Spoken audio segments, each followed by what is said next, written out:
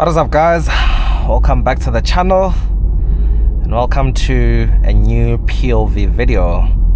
So today you join me once again in the new 2025 VW T-Cross, and yeah, we're just gonna take it on the highway, talk about it, see what numbers we get back in terms of consumption and stuff. But I actually reset the trip computer when I got the car on Wednesday. Today is a Sunday. So these numbers will be long-term numbers. But yeah, I'll give you my thoughts, my experiences from the perspective of being behind the wheel of the car. So overall, in summary, I have absolutely loved being with this car, and I feel like it makes me see things in a different light. Like the kind of experience I've had driving around in this car, I think a combination of what the car is overall, its size, the practicality, the engine that powers it, the ride comfort, the tech that it comes with, the sound system. I feel like this is everything that the average person could ever want or need in a car. And yeah, it's just that good, hey? So also this cabin, it's such a lovely place to be. It doesn't have the best material trimmings, like the doors are like plastic and stuff, but I don't know, it doesn't really matter to me. I feel like the design itself, the ergonomics, the angles and the sharp lines do look interesting. And some touches are nice, like you have that patch of leather on the dashboard. The steering wheel is quite lovely. The leather feels nice and soft. And stuff like the instrument cluster, the infotainment screen with Apple CarPlay, Android Auto, which are both wireless. It's just so lovely because both screens are quite high res, especially the instrument cluster. It's really nice. So throughout my time with the car, I wouldn't necessarily say I've put it to the test in terms of like practicality and that side of things. I've just been using it as my daily, pretty much. And yeah, it's been amazing because the amount of room you get in the back, the boot, even here in the cabin, like I said, it's just great. So I think one drawback that I've noticed is the fuel consumption isn't necessarily the best. Like even when you have like a full tank, it doesn't take much to get through the tank. Surprisingly, a week before this car I had the new Polo Vivo, and that was way better than this one. The Vivo has a bigger fuel tank. It's 5 liters bigger at 45 liters. This car has a 40-liter tank. And I think VW claims the average consumption on this car is like around 5.8. Somewhere there, I'll put the number on screen. I did manage to get into the 5s. But even with a full tank, the highest number I've seen in terms of range was 600 kilometers on the dot. And I think the claimed range is over 700 kilometers, so around 714 kilometers. But most of the time I was lingering around 580, 560, and eventually it started dropping. Even now I have half a tank, and my range is 310 kilometers. So yeah, that's a bit annoying. In a car like this, you want something that is, relatively efficient, so as to say. And the range, at least the range should be decent. But yeah, even on highway driving, with most VWs, you can get into the 3s in terms of consumption. I've never managed to even touch the 4s on this car. And this is through like normal driving. I'm not driving it like crazy or anything like that. But what I will tell you is the ride comfort is just amazing. Even when you're driving at speeds, it's sort of like the car sort of insulates the feeling of speed. Like you can't really get any crazy sensation. It's just so stable. It's so quiet. It feels smooth all the time. And yeah, when it comes to that, ride comfort, ride quality, man oh man, it's literally out of this world.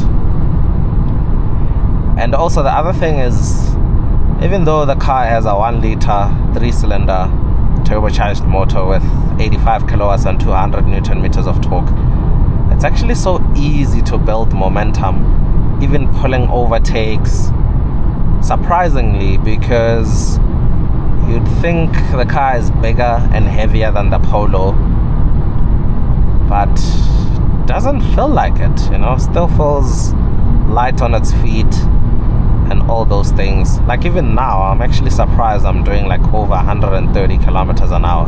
Like you genuinely can't feel it. Whereas in something like the Vivo, although it's also able to build momentum and you can also get up to speed,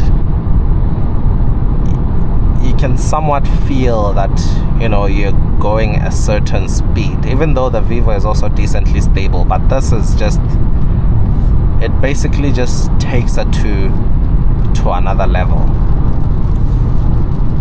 And yeah, I see we started with a range of 310 kilometers. We're already at 290. I know I'm doing like 120 plus, but in my own personal Golf, even at 120 plus, the numbers that I get back are still mind-blowing. But yeah, also I know the Golf has a bigger fuel tank, like 10 liters bigger at 50 liters, and the engine capacity is also bigger at 1.4 liters, and also a 4-cylinder, so I guess that also counts. But yeah, today's POV is pretty much just going to be highway driving all the way. We're driving to Pretoria, and from Midrand it's about a driving distance of over 40 kilometers, so around 45 kilometers thereabout. And yeah, let's see my overview. I have the wipers on auto mode, but they don't say, oh, I actually put them on off. So in the long term, I'm currently averaging 6.4 liters per 100 kilometers. The crazy thing about this car is, apart from the fuel and the fuel consumption and stuff, I feel like I'm somewhat a changed man after experiencing this car. I just found myself feeling like having a family, because it invites you to live that kind of lifestyle, you know, going to school to pick up the kids, that kind of stuff. So it is an amazing daily or car to live with on a day-to-day basis. For that, I give it like a 10 out of a 10. And I know the whole chat about German manufacturers, particularly VW in our country, being too expensive, especially when you weigh them against Chinese manufacturers and so forth. I mean, yeah, that's true, but when you factor in things like inflation, you know, you kind of see why the price sort of starts climbing. And also, the thing about Chinese manufacturers is they have the tax incentives, so that's a whole different topic, but that is basically what allows them to price their cars very low in our market and stuff. So that goes a long way. Whereas with manufacturers like VW and stuff, they pay a lot in import taxes and import duties, even though some of the cars are made locally. But yeah, it mainly boils down to that. But like I said, that's a topic for another day. It's also interesting that we're also experiencing it in the rain now. It's actually my first time driving it in the rain.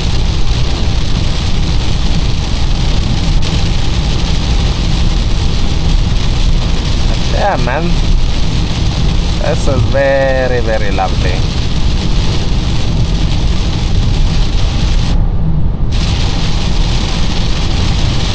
Oh. Yeah, visibility is even starting to get very poor now.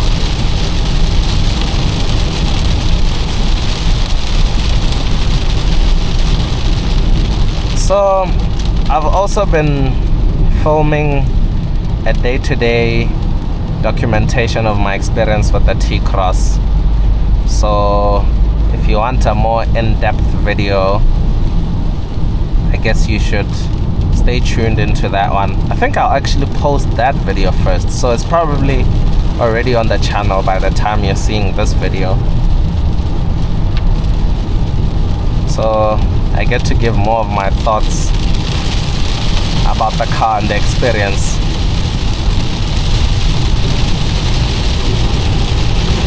Oh.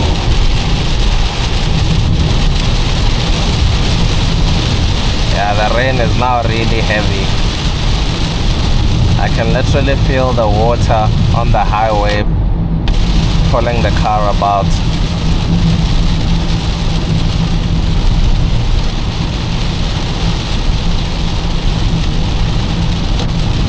So we'll just take it easy. Just chill out.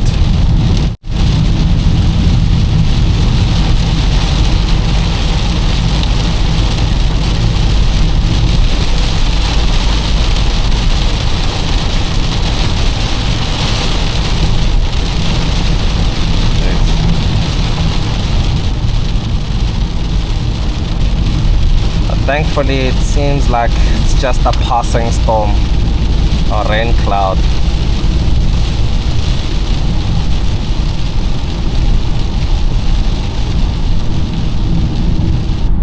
So the other thing I'll also do is a night POV with this car, and also show you guys some of the lighting effects that you get with the IQ lights and also the interior lighting, because it is so awesome.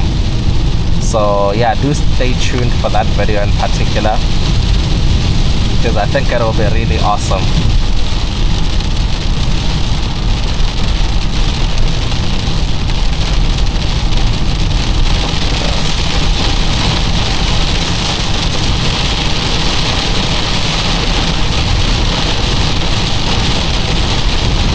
Jeez, yeah, this is scary now.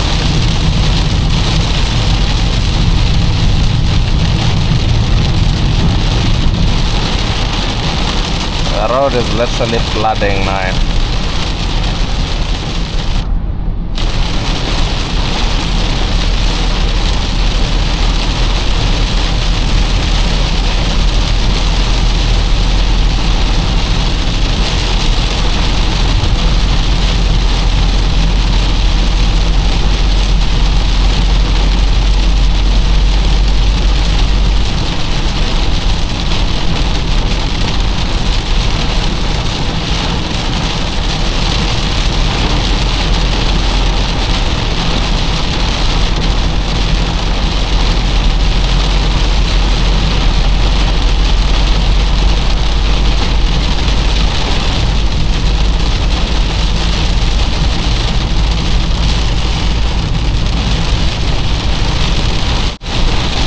So guys, I think this POV will just be short because I've done a POV already on the new T-Cross, and that was like a month or two back. So I just wanted to give you guys briefly some of my thoughts that I've gathered so far, because like I said, there is a more in-depth video that is coming soon about living with the car on a daily basis, and I also cover the fuel consumption in that video.